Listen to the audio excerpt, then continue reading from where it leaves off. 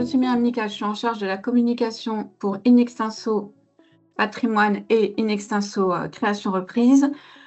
Au niveau, vous avez été 800 à vous inscrire à cet événement avec 175 questions. Nous en avons retenu 22 qui sont pour nous les plus représentatives de l'ensemble des questions qui ont été posées. Néanmoins, si certaines questions n'auront pas trouvé réponse aujourd'hui, nos intervenants s'engagent à vous répondre ultérieurement, soit par mail, soit par téléphone ou vous contactant. N'hésitez pas aussi également à poser des questions via le chat. Si nous pouvons les prendre dans le temps imparti, nous le ferons. Sinon, nous y répondrons également ultérieurement, soit par mail, soit par téléphone. Donc, rapidement, Inextinso est le leader de l'expertise comptable et du conseil aux TPE et PME en France. Leader, c'est 170 000 clients, 7 300 collaborateurs répartis dans 300 agences en France et dans les pays limitrophes, pour un chiffre d'affaires d'un peu plus d'un demi-milliard d'euros. Inextinso a pour vocation à accompagner le dirigeant à 360 degrés, depuis la création de son activité jusqu'à sa transmission, notamment avec Inextinso Création Reprise. En 2019, Inextinso a souhaité accompagner le dirigeant à la fois sa vie professionnelle, mais également dans sa vie personnelle, en créant Inextinso Patrimoine, qui accompagne désormais les TPE et PME en France dans l'optimisation de leur stratégie patrimoniale. Donc Sylvain, je te laisse la parole pour te présenter rapidement.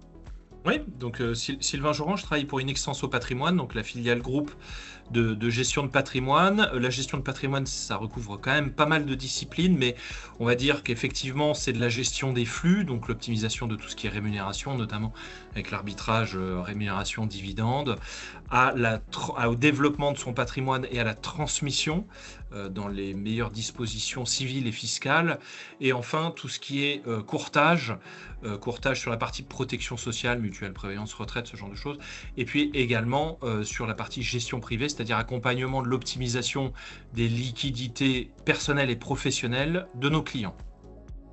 Parfait. Emmanuel, je te laisse la parole. Donc Emmanuel, manager création reprise, c'est l'offre qui est à destination des créateurs et des repreneurs d'entreprise. On a fait le choix chez Inextinso d'avoir des interlocuteurs dédiés pour accompagner à chaque étape du montage de projet, du business plan jusqu'à l'obtention des financements. Donc vous avez quelques stats, 8000 créateurs accompagnés par an. À titre perso, doit représenter 80 clients par an, dont à peu près 30 à 40% sur la transmission. Et donc les sujets autour de la rémunération, c'est des sujets qu'on a depuis la création, d'où ma présence aux côtés de Sylvain ce matin.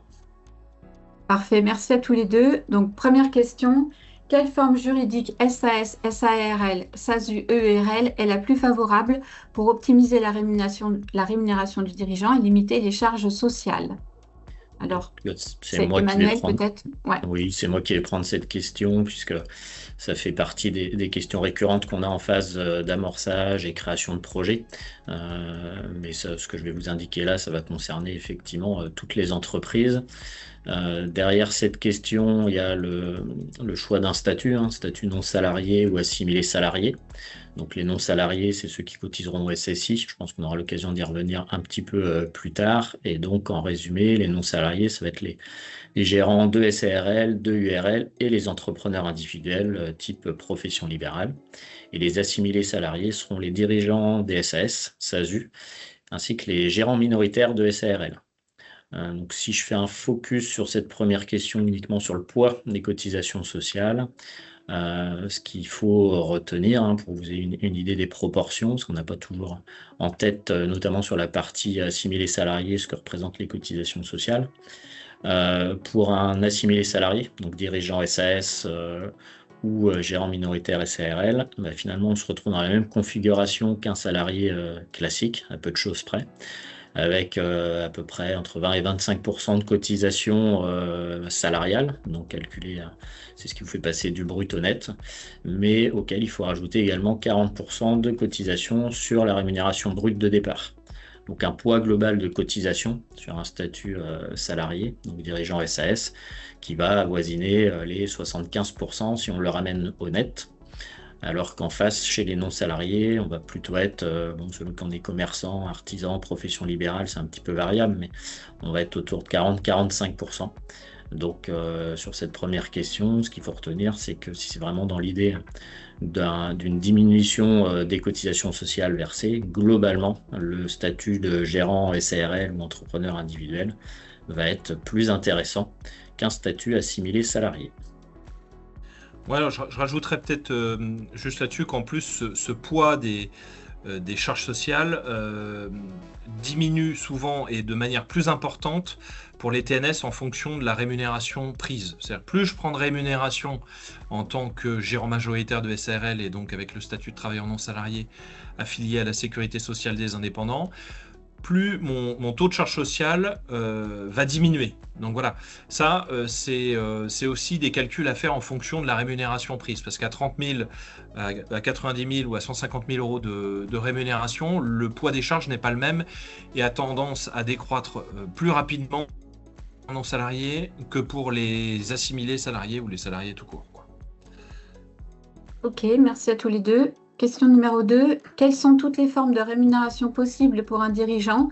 Salaire, dividende, avantages en nature, stock option, épargne salariale, et peut-on les cumuler? C'est peut-être Sylvain? Alors, là, il y a déjà une bonne partie qui a été listée, mais effectivement, il y a là le salaire ou la rémunération de gérance d'un travailleur non salarié, qui, ça, c'est considéré comme étant la rémunération du travail, donc quelque chose qu'on peut prendre tous les mois, voire avec des primes supplémentaires. Les dividendes, c'est la rémunération du capital, donc pour le coup, ça se fait annuellement, hein, donc déjà, c'est pas la même. C'est quand même bien de le rappeler, c'est pas la même distribution, c'est pas la même fréquence de distribution. Et puis, effectivement, la personne qui a posé la question a quand même listé pas mal de choses. Tout ce qui est avantage en nature, ou alors je dirais périphérique de rémunération, le téléphone portable qui peut être pris en charge, la partie abonnement internet, une partie du kilométrage, enfin ça va être des périphériques ensuite de rémunération. Ça peut être également j'ai un contrat de retraite pour un dirigeant non salarié notamment, l'épargne salariale bien sûr avec les deux dispositifs de plan d'épargne entreprise et le plan d'épargne retraite collectif, mais également ça c'est pas spécifique aux dirigeants d'entreprise, mais ça peut être une manière de compléter ces rémunérations, ce qui va être intéressement et participation qui peuvent venir encore une fois se cumuler. Et peut-on les cumuler? Ben oui, bien sûr, dans la limite des plafonds, je dirais, de chaque forme de rémunération, à savoir que pour les plans d'épargne retraite collectif ou les plans d'épargne entreprise, ainsi que tout ce qui est intéressement et participation, il y a des plafonds collectifs, individuels à respecter, mais sinon, oui, on peut tout à fait les cumuler. Parfait. Question suivante. Quels sont les avantages et inconvénients respectifs du salaire et des dividendes? Comment déterminer le bon arbitrage entre les deux? Donc, c'est l'un ou l'autre, là, en premier.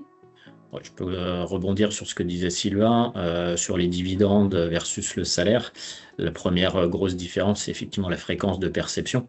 Donc, dans le cadre d'un dividende, on va le toucher globalement une fois par année, une fois par an, sauf cas exceptionnel.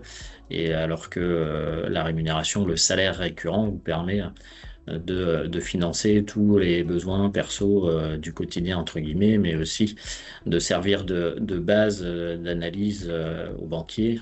Je reprends une casquette d'ancien banquier pour ce qui me concerne, puisque en cas d'investissement immobilier, par exemple, le taux d'endettement va être principalement calculé sur le salaire, puisque la banque considérera que le dividende lui-même, c'est un revenu aléatoire. Ensuite, derrière cette première distinction pratique, et là Sylvain peut prendre le relais, la gestion fiscale de ces revenus n'est pas la même selon le statut sur lequel on part. Ouais, fiscale et sociale, partie qu'on oublie parfois un petit peu, mais effectivement, que ce soit, parce qu'il faut toujours distinguer l'assimilé salarié et le non salarié, mais dans les deux cas, pour les salaires et de la rémunération, eh bien, on a des charges sociales, qui vont donner des droits notamment en cas d'arrêt de travail d'une partie de l'indemnisation de la part de la CPM, mais également des droits à la retraite qui vont être calculés sur cette base-là. Et puis ensuite, les dividendes, et bien là, les dividendes, eux, ce sont les rémunérations, comme je l'ai dit tout à l'heure, du travail. Et là, on va avoir, grosso modo, on a distingué deux cas, les assimilés salariés en SAS, avec des dividendes sur lesquels il va y avoir des prélèvements sociaux qui seront appliqués. Ces prélèvements sociaux aujourd'hui de 18,6% ne sont pas générateurs de droits, voilà, au niveau de la retraite notamment.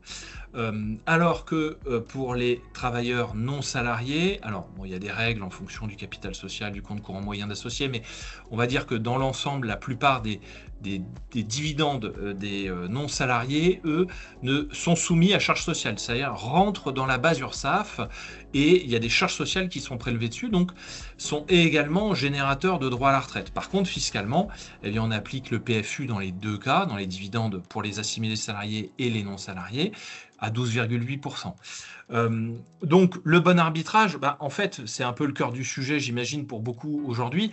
C'est pas si évident que ça, parce que le bon arbitrage, ça va être en fonction de beaucoup de paramètres. Déjà, le taux, parce qu'il ne faut pas oublier que les dividendes, avant de pouvoir les distribuer, eh bien, on doit payer l'impôt société. Et donc, tout dépend du taux d'impôt société que l'on va appliquer. Est-ce qu'on va être sur un taux à 15% ou à 25%? Déjà, c'est pas forcément les mêmes, du coup, c'est pas le même coût pour l'entreprise. Et puis ensuite, ça dépend également de la situation fiscale personnelle. Bon, si j'ai une petite fiscalité, eh bien, souvent, il va falloir privilégier plutôt la rémunération que le dividende. Si je commence à avoir une belle fiscalité, tranche à 30 ou 41%, les dividendes, ça se réfléchit quand même. Et puis, ça dépend aussi de la stratégie sociale, la stratégie de fin de carrière. Qu'est-ce que je vais pouvoir, quel va être l'impact de cet arbitrage sur ma création de droits à la retraite? Et puis, je dirais, pour venir aussi compléter, enfin pas compléter d'ailleurs, réappuyer sur ce que disait Emmanuel en tant qu'ancien banquier, effectivement, notamment pour tout ce qui est emprunt, la rémunération du salaire, c'est pas traité de la même façon que de la prise de dividendes. Donc, c'est vraiment multifactoriel et ça dépend un peu de chaque cas. Voilà. Et puis parfois même, on croise des cas où finalement, vaut mieux être 100% rémunération qu'en dividende. Voilà. Les dividendes, c'est parfois un peu présenté comme une sorte de solution miracle pour économiser, parce que le dirigeant a l'impression de moins payer d'impôts personnels, mais quand on cumule tout bout à bout, entre ce que paye l'entreprise et ce que paye à titre personnel le dirigeant, c'est pas toujours plus intéressant. Hein, voilà. Et pour un dirigeant, c'est quand même les deux poches du même pantalon, quoi. Voilà. Ok.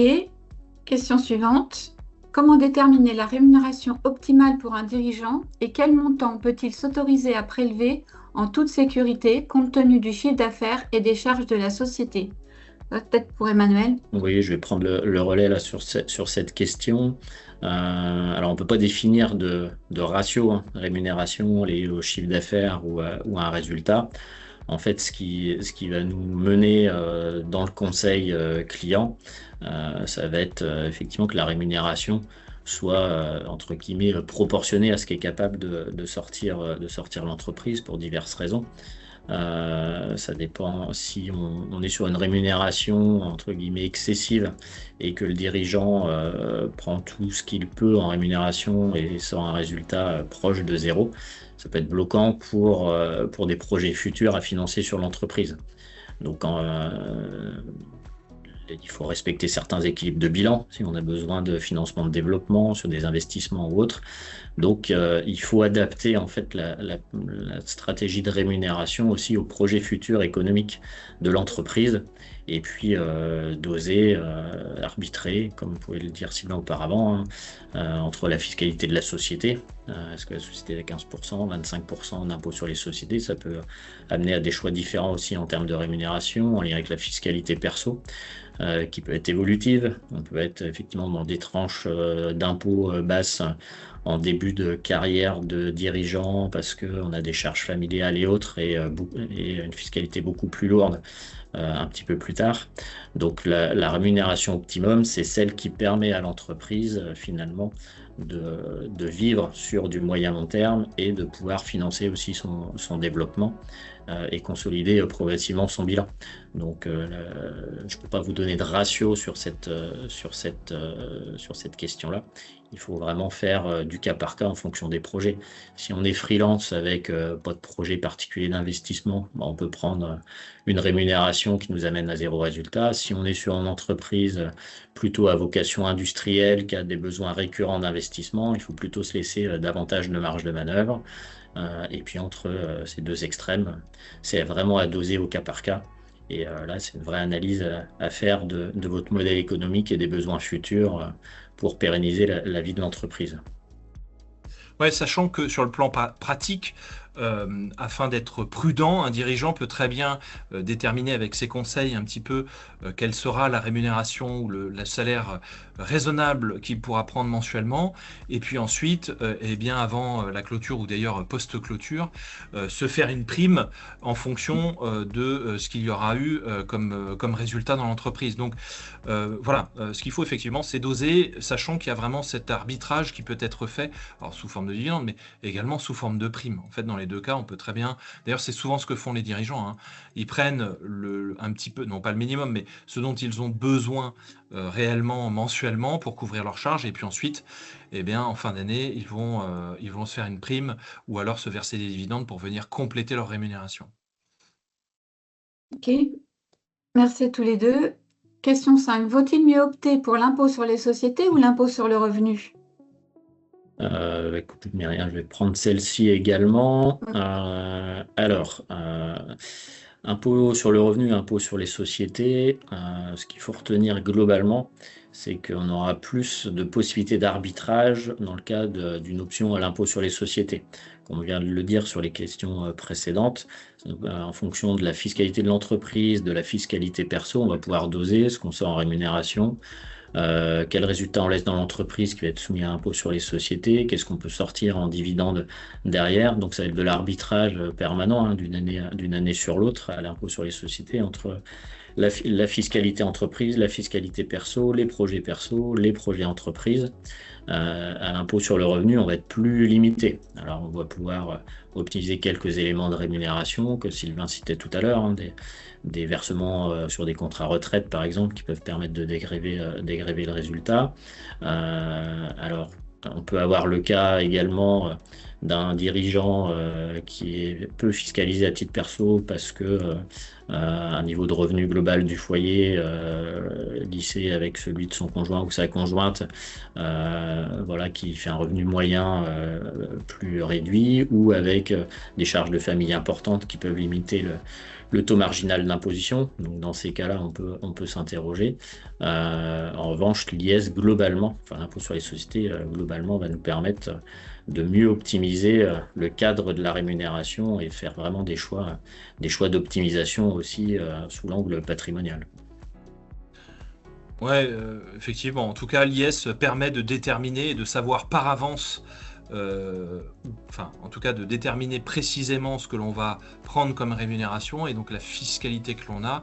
C'est vrai que parfois, enfin, on croise parfois des gens qui ont été en entreprise individuelle à l'impôt sur le revenu et qui subissent un petit peu chaque année leurs bénéfices avec des fluctuations d'imposition personnelle qui en découlent. L'impôt société permet vraiment de déterminer ce que le dirigeant va prendre comme rémunération et je dirais se fixer sur son taux d'imposition personnelle. Donc je dirais c'est dans l'ensemble quand même plus confortable. La majorité des cas. Voilà. Ok. Question suivante. Dans une structure avec une société d'exploitation et une holding, quels sont les leviers les plus intéressants entre rémunération directe, distribution de dividendes et remontée de flux vers la holding? C'est peut-être pour Sylvain.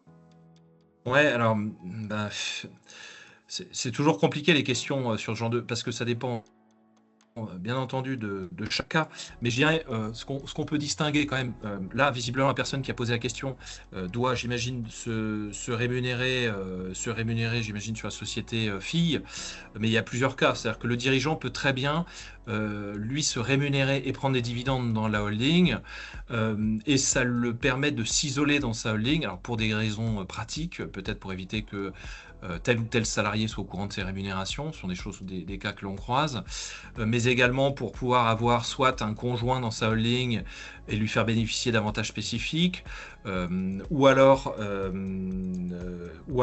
effectivement mettre en place des choses spécifiquement dans la holding.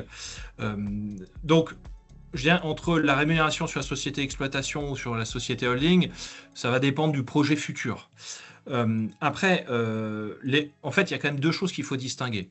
En fait, la rémunération des dividendes, c'est du cash qu'on récupère. Alors, de manière fiscale et sociale différente, mais en fait, c'est du cash qu'on va récupérer à titre personnel. Les flux vers la holding, ou alors ce qu'on va laisser dans la holding, souvent, c'est pour ne pas avoir à le sortir de la holding et pour pouvoir le réinvestir. Voilà. Donc, en fait, dans un cas, c'est des flux que l'on prend à titre personnel, peut-être parce qu'on va investir à titre personnel ou parce qu'on en a besoin. Et dans un autre cas, c'est de l'argent qu'on va laisser dans la holding et on va servir de cette holding un petit peu comme d'une holding patrimoniale, comme une sorte de porte-monnaie qui elle-même va investir dans d'autres choses. Donc c'est pas toujours, avant même de parler de fiscalité sociale, c'est pas toujours la même, c'est pas forcément la même optique. Voilà. Donc je pense que sur le plan patrimonial, il faut déjà distinguer ça, les flux et le stock. Voilà. La rémunération des dividendes, c'est des flux. En tout cas, c'est des flux que l'on dirige vers le personnel, qu'on peut très bien stocker ensuite à titre personnel.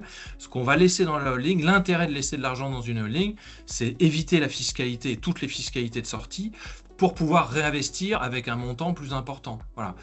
Si je remonte 100 dans la holding, je peux investir, alors, il y a une petite fiscalité, il y a un petit frottement fiscal, mais grosso modo, je peux investir 100 avec ma holding.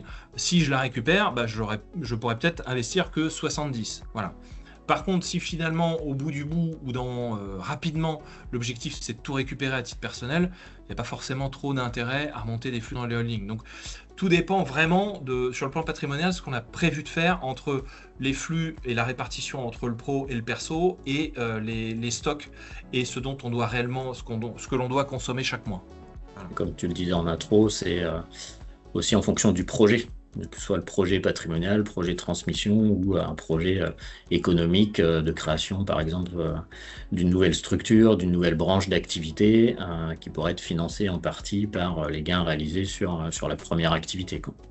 Il faut vraiment qu'il y ait un intérêt stratégique aussi à cette mise en place, quoi. Ouais. Ok. Question suivante. Comment construire sa stratégie de rémunération, salaire, dividende et une épargne retraite pour optimiser ses futurs droits à la retraite? Donc, peut-être plus Sylvain. Ouais, alors forcément, sujet encore un petit peu complexe, mais pour donner quelques conseils sur le sujet, ce qu'il faut faire, c'est déjà faire des projections de retraite. Faire des projections de retraite en prenant comme valeur étalon et bien souvent notre situation actuelle, et puis ensuite en projetant plusieurs cas. En se disant j'ai tant de rémunération, si demain je prends plus de rémunération dans ma société, qu'est-ce que ça va me générer comme droit à la retraite des régimes obligatoires? Désormais, si je diminue ma rémunération pour prendre des dividendes, eh bien, alors il faut savoir si les dividendes sont soumis à charge sociale. C'est-à-dire que si je suis assimilé salarié, les dividendes ne sont pas soumis à charge sociale, c'est des prélèvements sociaux, donc c'est non générateur de droits. Donc les dividendes dans une SAS ou une SA ne génèrent pas de droits à la retraite, donc c'est plus pour optimiser du cash immédiat que pour se créer des droits à la retraite. Par contre, les dividendes de SARL, au-dessus de 10% du compte courant moyen d'associé et du capital social, vont être soumis à charge sociale. Donc, eux vont générer des droits à la retraite. Donc, en fait, voilà, c'est ça, c'est de se dire, en fait, c'est d'évaluer le coût, les coûts de sortie et la création de droits à la retraite. Voilà. Bon, typiquement, ok, qu'est-ce que je fais? Je prends 40 000 euros de rémunération en tant que gérant majoritaire de SARL, par exemple. Ça me donne 2 000 euros de retraite. Ok, si je prends 60 000 demain, de combien ça va venir augmenter ma retraite? Et si finalement je ne prends pas 60 000, mais je prends que 50 000 et que je mets 6 000 ou 7 000 euros sur, enfin mon entreprise met 6 ou 7 000 euros sur un contrat de retraite, est-ce qu'au bout ça va me générer plus de droits, enfin plus de droits à la retraite ou pas? Ça, c'est une première piste. Deuxième piste, et ça c'est important, j'imagine on en reparlera, mais ça dépend aussi de son âge. Entre un jeune dirigeant qui a 30-35 ans et un autre qui en a 60, c'est pas forcément les mêmes perspectives. Ce que je veux dire par là, c'est qu'un dirigeant qui va faire ce genre de projection, qui va être à 4-5 ans de la retraite, il y a de fortes chances que ses projections de retraite tombent pas trop loin de ce qu'il aura réellement. Quelqu'un qui a 35 ans aujourd'hui, on va pas se mentir, avec les différentes réformes des retraites à venir, avec l'équilibre du régime des retraites qui est très compliqué. Je veux dire, aujourd'hui, la retraite, ça pèse énormément dans l'augmentation de la dette en France annuellement. On peut se dire raisonnablement que quelqu'un qui a 35 ans aujourd'hui n'aura en proportion moins de retraite que son aîné de 30 ans. Donc, c'est aussi une stratégie adaptée en fonction de son âge et aussi, je dirais, de sa vision personnelle des régimes de retraite en France. Mais voilà. Prendre sa situation actuelle, faire différentes projections et voir ce qui rapporte le plus en fonction du coût global pour l'entreprise.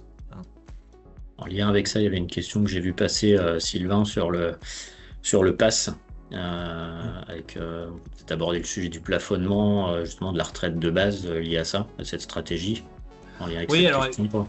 Ouais, alors là, on va rentrer, je vais essayer d'expliquer très succinctement, mais si on prend les salariés, assimilés salariés, et les gérants majoritaires des TNS qui sont affiliés à la sécurité sociale des indépendants, artisans, commerçants et autres. Là, j'exclus un petit peu tout ce qui est profession libérale, parce que c'est encore des fonctionnements un petit peu différents. Mais grosso modo, effectivement, on va cotiser de l'ordre entre 17 et 18% sur sa rémunération jusqu'à un plafond annuel de la sécurité sociale. Ce passe là cette année, il est de 48 060, c'est-à-dire que grosso modo, jusqu'à 48 060, on va se créer de bons droits à la retraite, puisque le calcul se fait de la manière suivante. On va prendre vos 25 meilleures années en matière de rémunération, 25 meilleures années limitées au plafond annuel sécu. Par contre, si j'ai gagné plus, ce ne sera pas pris en compte. Ce sera plafonné au annuel sécu. Et si on a tous ces trimestres, une fois arrivé à la retraite, on va prendre cette moyenne des 25 meilleures années et on va diviser par 2. Voilà, j'ai eu 2 000 € en moyenne sur mes 25 meilleures années. Eh bien, si j'ai tous mes trimestres, à la fin, je vais avoir 1 000 € de retraite de base, uniquement brut. Et donc là, la distinction entre salariés et non salariés est importante pour des rémunérations qui dépassent ce plafond annuel sécu. Pourquoi ? Parce que pour un TNS, au-dessus du plafond annuel sécu, il va continuer de cotiser sur son régime complémentaire obligatoire, qui s'appelle le RCI, régime complémentaire des indépendants. C'est un régime par points, comme les salariés, Agirc Arrco, eux c'est l'Agirc Arrco. Mais en fait, en proportion, il va cotiser entre 7 et 8%, tandis qu'un salarié cadre au-dessus va cotiser pour plus de 20%. Donc en fait, le TNS, pour les rémunérations supérieures à 50 000 €, va cotiser en proportion beaucoup moins qu'un salarié. Donc lui, il aura plus besoin de mettre en place des compléments de retraite, des suppléments de retraite facultatifs, type plan d'épargne retraite ou autre, parce que effectivement, par rapport à un salarié, il va moins cotiser et donc générer moins de droits. Mais même pour un assimilé salarié, un président de SAS ou autre, qui a 35 ans aujourd'hui, j'encourage vivement à capitaliser, à mettre de côté, parce qu'honnêtement, le régime des retraites en France, je ne crois pas à un effondrement total, mais il y aura sans doute des réformes qui vont venir limiter le montant des pensions dans les années à venir. Très bien. Question 8. Pour un dirigeant déjà retraité ou en cumul emploi-retraite qui continue à diriger sa société, quelle est la stratégie de rémunération la plus pertinente? Salaire, dividende, retraite progressive? Alors, Sylvain encore? Ouais, alors il y a pas mal de cas à distinguer, parce qu'en cumulant emploi-retraite, déjà le premier cas à distinguer, c'est de savoir, et la personne qui a posé la question, je ne sais pas si c'est son cas, mais savoir si elle continue à se créer des droits à la retraite, puisque depuis la dernière réforme, eh bien, on peut très bien être en cumulant emploi-retraite et continuer de se créer des droits à la retraite. Voilà, on perçoit une première pension, on continue à travailler et avec ses charges sociales, ça continue à générer des droits, et une fois, on peut liquider une deuxième fois, et ça nous crée une deuxième pension de retraite. Donc, si c'est le cas, faut calculer et essayer d'évaluer le montant de cette seconde pension de retraite pour voir pour voir est-ce que ça a un intérêt de favoriser je dirais, la stratégie de rémunération ou de salaire. Voilà. Est-ce que ça vaut le coup de favoriser le fait de payer des charges sociales parce que ça nous crée des droits supplémentaires. Après, si c'est pas le cas, si vraiment je suis à la retraite ou en cumul sans que ça me crée de nouvelles pensions, là, je dirais l'optique, elle est purement de limiter la charge globale de sa récupération de cash, quel qu'il soit. Donc, alors ça dépend des rémunérations, ça dépend des seuils, ça dépend de tout un tas de choses, mais dans ce cas, peut-être essayer de privilégier une stratégie de prise de dividendes mais encore une fois, si et seulement si, ça limite réellement le coût pour l'entreprise. Voilà. Après, la personne, notre retraite progressive, alors, retraite progressive, c'est pas vraiment une stratégie de rémunération. Et ça, la retraite stratégique, retraite progressive, je dirais, on se pose un petit peu la question en amont. Mais voilà, tout dépend. Si on peut se constituer des droits à la retraite dans ce cas, et que ça vaut le coup, dans ce cas, on favorise la prise de rémunération. Si c'est plus le cas, là, on va avoir une optique purement d'optimisation fiscale et sociale, en essayant de payer le moins de charges sociales et de fiscalité et de prélèvements sociaux. Ok, il nous reste un peu plus de 20 minutes. Ah oui. Question 9. Comment articuler la rémunération du dirigeant avec les allocations France Travail, ARE, lors de la création d'entreprise et quelles sont les règles de cumul ou de récupération à l'absence de dividendes? Alors ça, je pense que c'est pour Emmanuel. Oui, on s'éloigne un peu du sujet fin de carrière, on est plus au début, quand on a des créateurs aussi qui peuvent être proches d'une fin de carrière. Comment articuler cette rémunération? Alors, il y a eu des gros changements là sur l'année passée, enfin en tout cas en début d'année 2025 et puis jusqu'au mois d'avril 2025. Donc, il y a toujours une possibilité de cumul de l'indemnité ARE avec une activité indépendante, voilà, quelle que soit la forme, dirigeant SARL ou SAS, avec des règles de cumul qui sont un petit peu différentes malgré tout entre la SARL et la SAS. C'est-à-dire que cette question du cumul, c'est le régime de plein droit France Travail, c'est-à-dire que même un salarié lambda qui est au chômage, qui retrouve un job et qui bosse 15 jours dans le mois, il va déclarer sa rémunération des 15 jours. Et bien pour un dirigeant d'entreprise, c'est la même chose. En fin de mois, il va déclarer la rémunération qui s'est dégagée sur le mois et France Travail va faire un calcul en fonction de cette rémunération pour déterminer s'il y a le droit ou pas à un complément de revenu France Travail. Donc ça c'est la règle de base. Ensuite, si on est créateur, dirigeant SAS et qu'on prend l'exemple extrême où on prend 0 rémunération, on pourra prétendre effectivement au mois le mois à toucher 100% de son indemnité France Travail. Si on est dirigeant SARL, et ça fait lien avec ce que disait Sylvain tout à l'heure sur la nature des revenus, en SARL, une partie du dividende va être considérée comme un revenu d'activité par France Travail. Donc le dividende qui excéderait 10% du cumul capital et compte courant d'associés moyens. Et donc partant de ce postulat, France Travail dit moi je ne sais pas si vous allez prendre ou pas un dividende. Donc par défaut, même si vous me déclarez ne verser 0 rémunération, je vais vous verser uniquement un acompte de votre indemnité mensuelle, égal à 70% de votre indemnité. Et quand j'aurai une vision globale de vos revenus de l'année, donc quand on fait la déclaration d'impôt l'année suivante, au mois de juin, je réactualiserai ou pas mon calcul, soit je vous ai trop versé, soit pas assez. Donc vigilance sur ce maintien mensuel et bien anticipé. On parlait d'optimisation de bilan de fin d'année en sortant une prime éventuellement pour limiter l'IS. Attention, parce que cette prime va être considérée comme un revenu d'activité pour France Travail et va être intégrée dans le calcul. J'apporte une dernière précision. Depuis le mois d'avril 2025, pour les nouveaux inscrits depuis le mois d'avril, globalement, la règle, c'est que quand mensuellement on aura touché 60% de ses droits, il y a une suspension des droits, il faudra faire une demande dérogatoire à France Travail pour éventuellement toucher les 40%. Je dis bien éventuellement, parce que pour l'instant, on n'a pas un seul client qui, une fois atteint ces 60%, a pu bénéficier d'un complément de versement.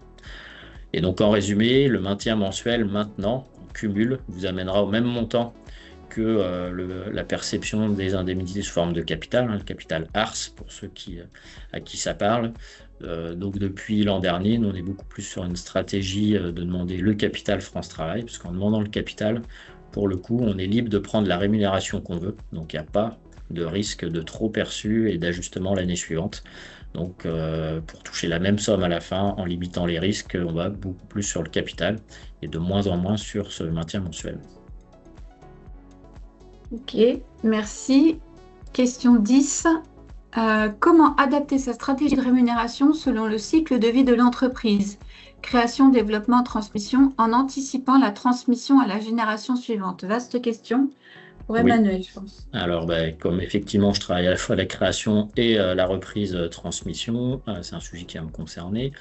Alors, au moment de la création, on part souvent sur une activité indépendante, où on est tout seul, où on démarre en tout cas avec une petite structure, avec les moyens dont on dispose au moment de la création. Donc, le conseil, c'est un conseil de bon sens au départ, de dire dans les premières années, l'idée c'est de consolider quand même la trésorerie de l'entreprise, ses fonds propres, laisser un petit peu de résultats, là encore pour permettre le financement et le développement futur.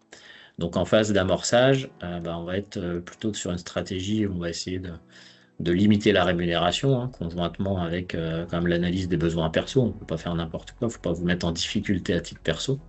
Mais on va plutôt chercher à minimiser cette rémunération pour effectivement stocker de la trésorerie et se donner des marges de manœuvre pour pouvoir anticiper sur des mois ou des années qui seraient un petit peu moins bonnes sur les années suivantes. Et ça fait lien avec les aides France Travail. Et les aides France Travail nous permettent justement, notamment dans la phase d'amorçage de la première année, de limiter la rémunération et de consolider l'activité de l'entreprise. Ça, c'est le premier point en création. Quand on est en phase développement, ça fait lien avec la question de tout à l'heure. Ça dépend du résultat qui est dégagé dans cette phase développement. Si le développement se passe bien et que vous dégagez du résultat, vous avez le droit d'en profiter. Donc, on va justement se pencher sur les choix d'optimisation. Je prends de la rémunération, j'ai du dividende, pourquoi pas un montage holding, apport de titres ou autre, si c'est pertinent pour des projets futurs.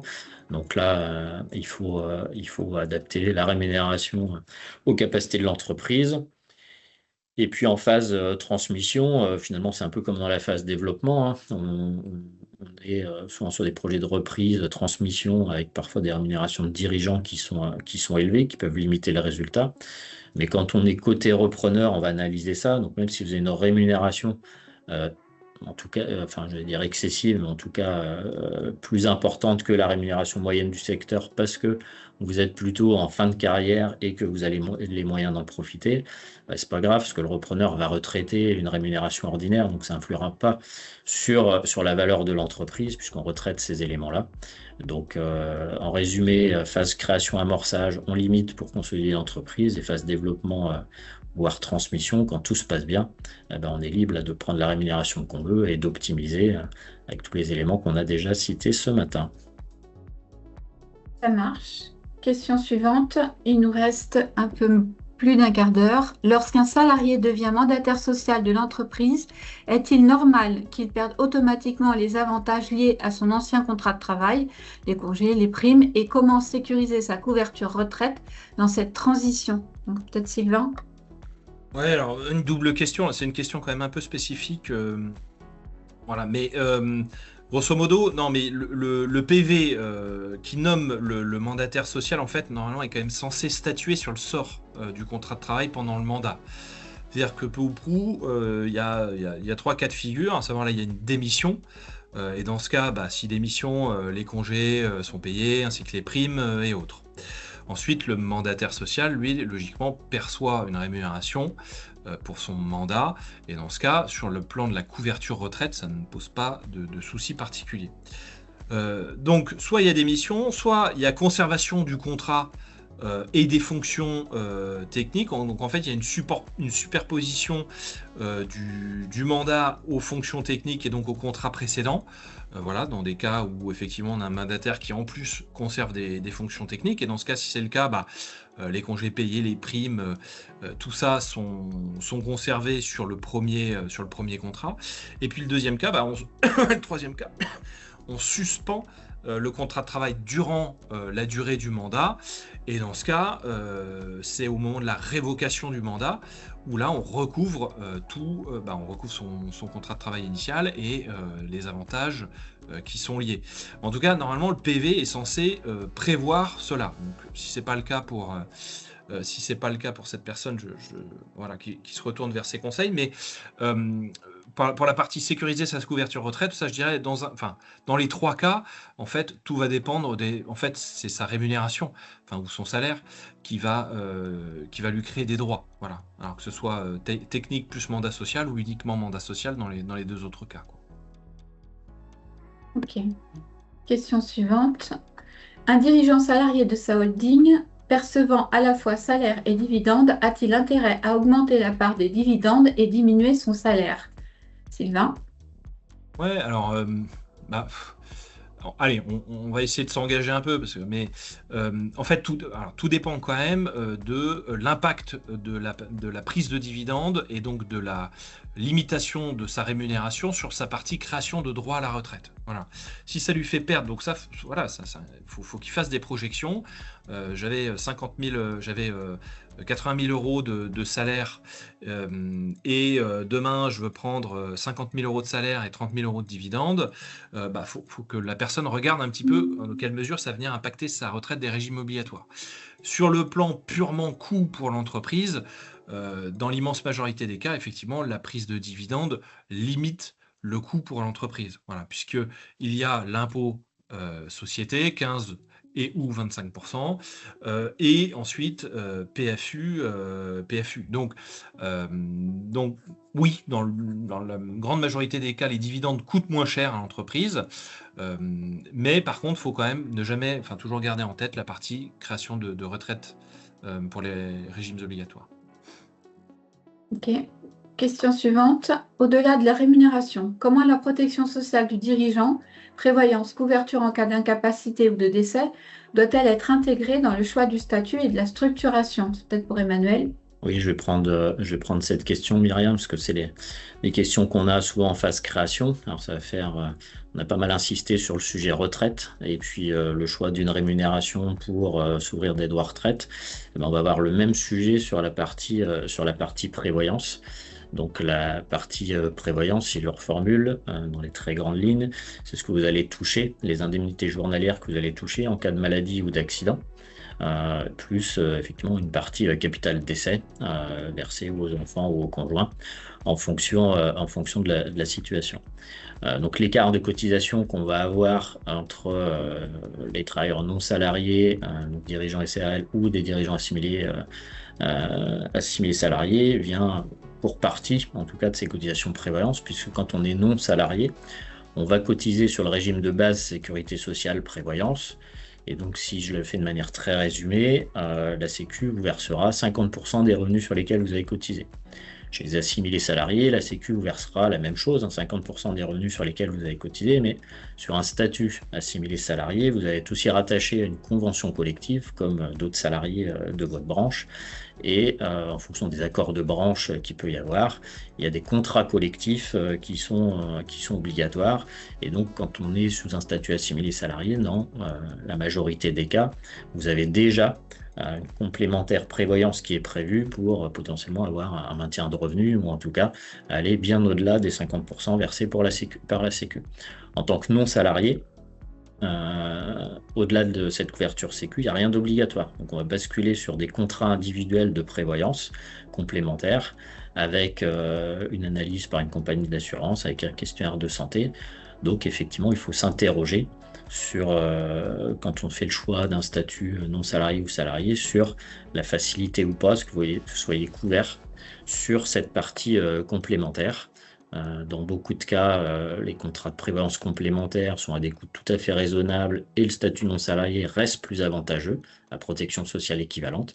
Mais effectivement, ça reste du cas par cas en fonction de votre situation perso, si vous avez des pépins de santé, en fonction de l'âge, si vous êtes fumeur, si vous êtes sportif de haut niveau ou pas.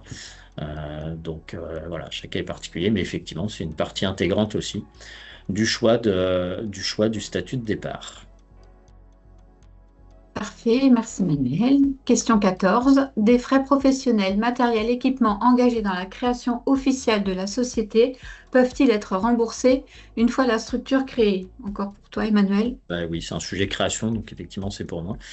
Donc oui, tout ce qui est frais engagés en amont de la création de l'entreprise, dans l'intérêt de l'entreprise, donc des achats de matériel, des frais engagés, ça peut être des frais de formation, un dépôt de garantie versé pour une prise d'un local commercial, etc., etc. Donc tous ces frais vont être effectivement intégrés dans la compta de la société. Et comme c'est des avances perso que vous avez faites, on va comptabiliser tous ces frais dans un compte courant d'associé.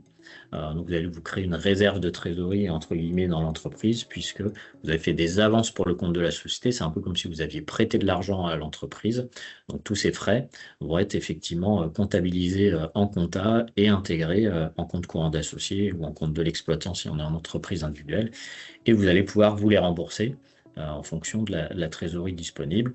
Et en phase création, c'est parfois un moyen aussi, on parlait du maintien RE ou autre, ou de limiter la rémunération en première année. Je crois qu'il y avait une question aussi sur la rémunération via les comptes courants d'associés. Ça, c'est un des effets de levier sur tous les frais engagés. Vous allez pouvoir récupérer cet argent sans qu'il soit soumis à cotisation sociale, puisque ce n'est pas du revenu, c'est de l'argent que vous aviez avancé, donc prêté à l'entreprise. Donc quand elle vous le rembourse, ce n'est pas non plus du revenu. Voilà, une petite subtilité sur la récupération de la TVA. Si c'est des frais vraiment engagés très en amont de la création, alors c'est un peu à l'appréciation de l'administration fiscale, mais jusqu'à 3 mois, vous récupérez aussi la TVA dessus. Entre 3 et 6 mois, c'est un peu à l'appréciation. Alors, sur des frais engagés, plus de 6 mois avant la création, ça va devenir délicat de récupérer la TVA.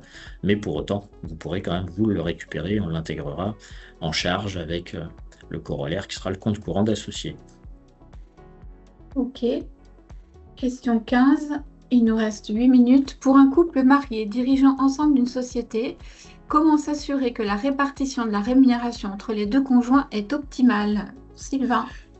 Ouais, alors encore une fois, beaucoup de cas différents, mais grosso modo, ce qu'il faut voir, c'est quel est l'impact, encore je joue un petit peu, mais quel est l'impact notamment sur la partie retraite. À savoir, des cas qu'on croise encore assez souvent, notamment je dirais, dans les petites sociétés artisanales avec monsieur qui était le productif, madame qui était plutôt sur la partie administrative, qui l'aidait, avec une rémunération qui a été, je dirais, confortable pour monsieur pendant des années, madame une rémunération plutôt administrative. Eh bien, il y a des cas où, en fait, inverser complètement la vapeur à 5-10 ans de la retraite, eh bien, ça a du sens parce que monsieur, s'il maintient sa rémunération, va peut-être se créer, je dirais, quelques dizaines d'euros à la retraite supplémentaire, tandis que si on bascule une partie de la rémunération sur madame, eh bien, elle, au contraire, va se créer des centaines d'euros de retraite supplémentaire. Et donc là, le calcul, c'est de se dire, bien sûr, toujours combien ça coûte à l'entreprise, mais ensuite, si j'en bascule une partie, eh bien, en fait, qu'est-ce que l'un perd et qu'est-ce que gagne l'autre? Et forcément, c'est le rapport entre les deux qu'il convient de regarder. Après, bien sûr, ça s'intègre je dirais, dans un schéma familial avec tout dépend, bien sûr, à combien de temps on est de la retraite, mais également, tout dépend, je dirais, des aspects psychologiques. Voilà, je fais un mot quand même dessus parce que si l'un n'est pas prêt à laisser une partie de sa rémunération au profit de l'autre, forcément ça peut être compliqué, mais sur le plan purement financier, combien ça coûte dans un cas, dans un autre, et qu'est-ce que ça rapporte dans un cas, dans un autre. C'est ça, je dirais, la stratégie optimale. Ok. Question 16. Pour un même coût supporté par la société, comment comparer ce que rapporte réellement aux dirigeants chaque mode de rémunération? Coût total versus montant net perçu. C'est plutôt pour Emmanuel. Oui, alors ça c'est notre travail quotidien, que ce soit Sylvain, que ce soit moi en phase création, ça fait partie des choses qu'on travaille avec les clients. Donc sur cette question, je suis tenté de botter en touche en disant qu'il faut se rapprocher de votre conseil, puisqu'effectivement, nous, on a tous les outils pour faire cette comparaison. Après, vous pouvez trouver aussi des outils en ligne. Vous pouvez aller sur le site de l'URSSAF pour voir, en fonction d'une rémunération prévue de dirigeant, le net qui vous restera à la fin une fois payé toutes les cotisations sociales. Donc, nous, on le fait aussi pour les non-salariés. Attention quand même toujours avec ce net versus coût global entreprise. On l'a dit à plusieurs reprises avec Sylvain ce matin, c'est que la différence entre les deux crée dans certains cas des droits sociaux, dans d'autres pas du tout. Donc voilà, au-delà de la simple comparaison coût entreprise net en poche, il faut aussi intégrer les éléments de ce que vous rapportent ces cotisations-là. Donc, on sait faire. Vos conseils habituels sauront faire également. Et puis, vous avez toujours le site URSSAF, en tout cas pour les salariés, qui va vous permettre de faire ces simulations-là. Parfait. Question 17, il nous reste 5 minutes. Comment articuler la rémunération du dirigeant avec une stratégie patrimoniale plus large impliquant SCI, location meublée ou autres structures, notamment dans une optique de transmission aux enfants? C'est pour Sylvain. Ouais, alors forcément, comme le dit la personne qui a posé voilà, c'est large. Donc ça dépend complètement des cas, bien entendu, mais ce qu'on peut dire en généralité, c'est que encore une fois, il faut distinguer stock, à savoir patrimoine et flux, rémunération, toutes les formes de rémunération, et donc notamment augmenter la partie flux dans une optique de transmission. Pourquoi pas, on peut y réfléchir, mais dans ce cas, je dirais le seul intérêt que j'y verrais, c'est que le client a moins de 70 ans et qu'il compte mettre ses flux sur un contrat assurance vie qui bénéficie pour la partie transmission quand même d'un cadre fiscal assez avantageux. Si les sommes sont investies, sont placées dessus avant les 70 ans de l'assuré, mais voilà, faut quand même bien distinguer stock et flux, toujours, hein, c'est souvent la confusion que beaucoup font. Donc, augmenter la rémunération ou la diminuer, oui, mais tout dépend en fait quel est l'objectif derrière, parce que si vous avez une holding avec des fonds propres, que vous récupérez ces fonds propres, donc ça va diminuer la valeur de la holding, et donc en cas de transmission, les droits de succession sur la partie, sur la valorisation de cette holding seront plus faibles. Mais par contre, si c'est pour les récupérer et les mettre sur un livret, eh bien pour la partie transmission, encore une fois, ils seront réintégrés dans l'actif successoral et on paiera, enfin du moins les enfants, les ayants droit, paieront des droits de succession aussi dessus. Donc la rémunération du dirigeant, en tout cas la partie augmentation de cette rémunération, je la vois uniquement, enfin en tout cas comme ça de prime abord, pour pouvoir le placer sur le support qu'est l'assurance vie et donc bénéficier d'avantages successoraux. Éventuellement, si on a une société ou des biens déjà démembrés, laisser une partie en trésorerie, notamment en fonds propres dans la holding, pour que ces fonds propres soient transmis au moment du décès, du coup que l'usufruit rejoigne la nue propriété, donc que les ayants droit récupèrent d'une manière ou d'une autre ces fonds propres sans payer de droits de succession. Ça peut également être une stratégie. Voilà, prendre moins de rémunération parce que des actifs sont déjà démembrés. Voilà, donc là c'est quand même c'est quand même des cas du coup qui sont complexes et qui mélangent beaucoup de sujets différents. Donc là faut vraiment faire une étude, hein, il n'y a pas le choix, quoi. Ok, merci. Question suivante. Existe-t-il un plafond légal à la part de dividendes dans la rémunération et un dirigeant peut-il se rémunérer intégralement en dividendes sans aucun salaire? Première question. Et donc, deuxième question, dans quelle limite la rémunération du dirigeant peut-elle varier à la hausse dans une optique d'optimisation? Et comment l'administration fiscale identifie-t-elle et requalifie-t-elle une rémunération jugée excessive en revenus distribués? Risque IS, impôt sur la Ouais, alors société, pour Sylvain. là, il y a quand même beaucoup de sujets. On n'a plus que 2 minutes. Je vais essayer de faire court, synthétique. En fait, sur le principe, il n'y a pas de plafond légal à la part de dividendes, voilà, de dividendes et de rémunération pour le dirigeant.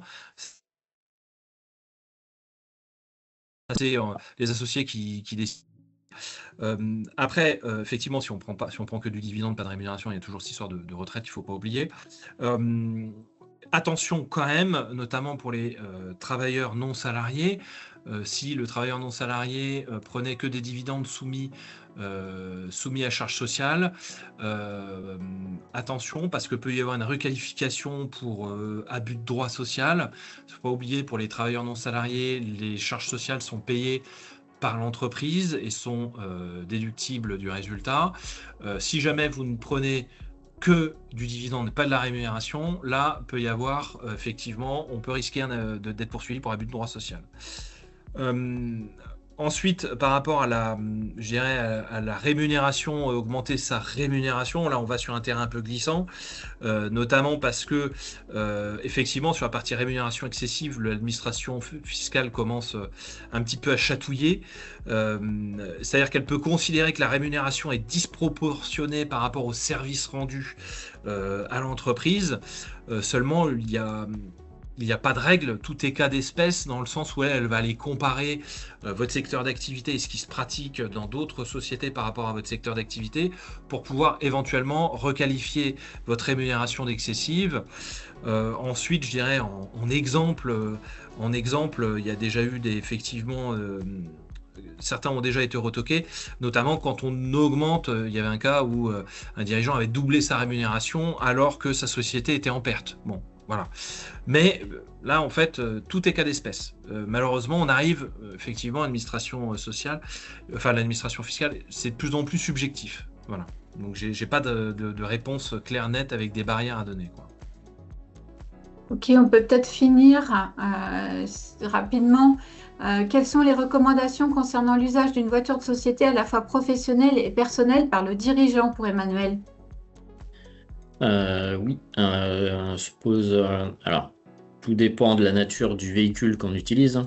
La règle globale, quand on est sur un usage mixte pro-perso, et si le véhicule est passé sur l'entreprise, la partie perso est considérée avantage en nature, donc soumis à cotisation sociale. Précaution, je le disais, sur la nature du véhicule, hein, si on est sur un véhicule de tourisme, enfin, c'est même une notion qui s'est un peu élargie, un véhicule de plus de 3 places, on est soumis à ce qu'on appelait la TVS auparavant, hein, qui est maintenant une taxe d'affectation des véhicules de tourisme en fonction des émissions CO2 du véhicule et autres. Donc de faire porter le véhicule sur l'entreprise dans un cas comme ça, attention à la fiscalité de cette taxe-là, qui peut être problématique, et auquel cas on a toujours des solutions alternatives, de garder un véhicule à titre perso et de se verser des indemnités kilométriques le cas échéant, pour avoir un meilleur équilibre, en tout cas, dans la ventilation de cet usage pro-perso. Et puis ensuite, il y a les modalités de financement, selon qu'on est en location longue durée, en crédit bail, en investissement. On va avoir des avantages et des inconvénients dans chaque formule. Donc on peut aussi faire de l'étude au cas par cas pour en faire un éventuel complément de rémunération, mais dans la limite de l'acceptable également. Question 20. Lorsqu'un dispositif d'épargne salariale et d'intéressement est déjà en place, quels autres leviers de rémunération ou d'optimisation peuvent venir le compléter pour Sylvain? Ouais, alors s'il y a déjà de l'intéressement et de la participation, bon, c'est déjà bien. Attention au plafond, on va pas revenir dessus. Attention, alors on peut venir notamment le compléter, alors tout dépend du statut, mais ça peut être complété notamment par un plan d'épargne retraite pris en charge par l'entreprise, supplémentaire. Attention encore une fois au plafond. Et il y a tout ce qui est épargne salariale. Ah non, il y a déjà de l'épargne salariale dans le cas. Il y a l'intéressement et il y a la participation. Ensuite, on peut venir rajouter la partie participation si on le souhaite.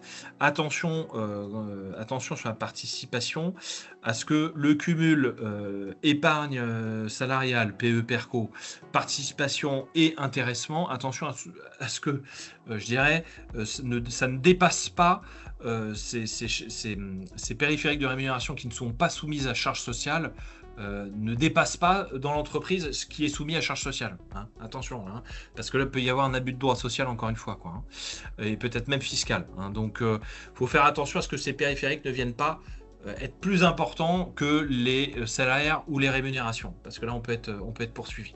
Et c'est des choses qui sont regardées aujourd'hui, hein, en cas de contrôle, quoi. Voilà. Ok. Avant-dernière question.